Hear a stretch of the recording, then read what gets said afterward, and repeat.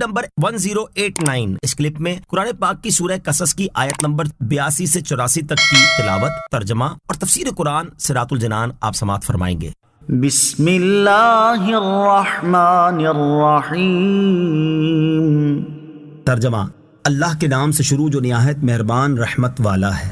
وَأَصْبَحَ الَّذِينَ تَمَنَّوْا مَكَانَهُ بِالْأَمْسِ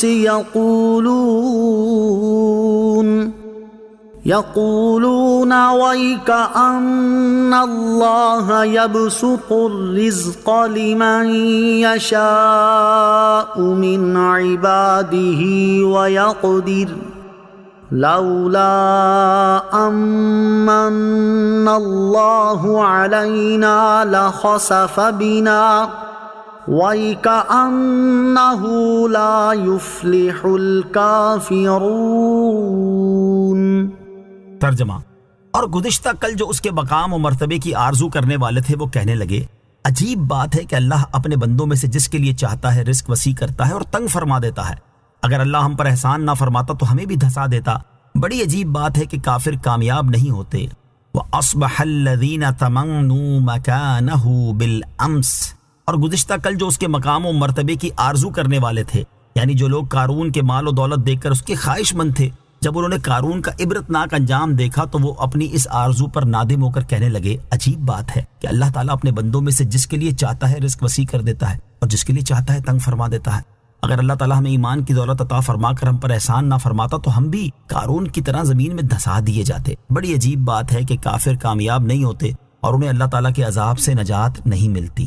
تِلْكَ الدَّارُ الْآخِرَةُ نَجْعَلُهَا لِلَّذِينَ لَا يُرِيدُونَ عُلُوًّا فِي الْأَرْضِ وَلَا فَسَادًا وَالْعَاقِبَةُ لِلْمُتَّقِينَ۔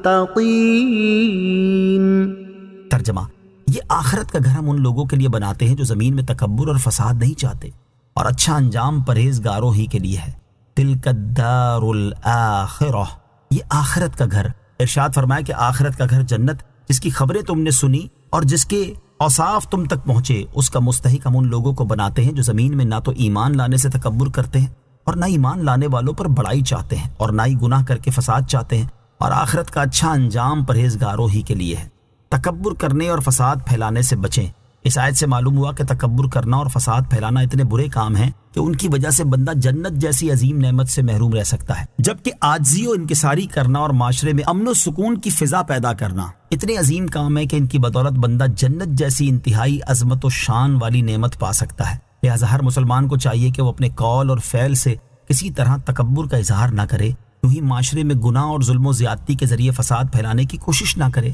حضرت عیاض بن حمار رضی اللہ تعالیٰ عنہ سے روایت ہے، رسول اللہ صلی اللہ تعالیٰ علیہ وسلم نے ارشاد فرمایا، اللہ تعالیٰ نے مجھے وحی فرمائی میں تم لوگوں کو حکم دوں کہ انکساری کرو حتیٰ کہ تم میں سے کوئی کسی پر فخر نہ کرے اور نہ کوئی کسی پر ظلم کرے۔ مَن جَاءَ بِالْحَسَنَةِ فَلَهُ خَيْرٌ مِّنْهَا وَمَن جَاءَ بِالسَّيِّئَةِ فَلَا يُجْزَى الَّذِينَ عَمِلُوا السَّيِّئَاتِ إِلَّا مَا كَانُوا يَعْمَلُونَ۔ ترجمہ، اور جو نیکی لائے گا اس کے لیے اس سے بہتر بدلہ ہے، اور جو برائی لائے تو برا کام کرنے والوں کو اتنا ہی بدلہ دیا جائے گا جتنا وہ کرتے ہیں۔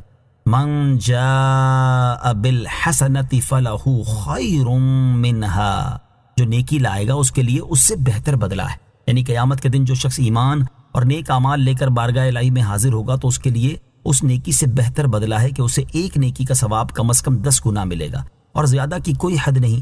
پھر یہ ملنے والا ثواب دائمی ہے، کبھی فنا نہ ہوگا، اور یہ ثواب اس کے خیال و گمان سے بالا تر ہوگا، اور جو برے اعمال لے کر حاضر ہوگا تو برا کام کرنے والوں کو اتنا ہی بدلہ دیا جائے گا جتنا وہ کرتے تھے، اور اللہ تعالیٰ کے فضل و رحمت سے اسے اس کے گناہوں کے مطابق کی سزا ملے گی، اس میں اضافہ نہ ہو۔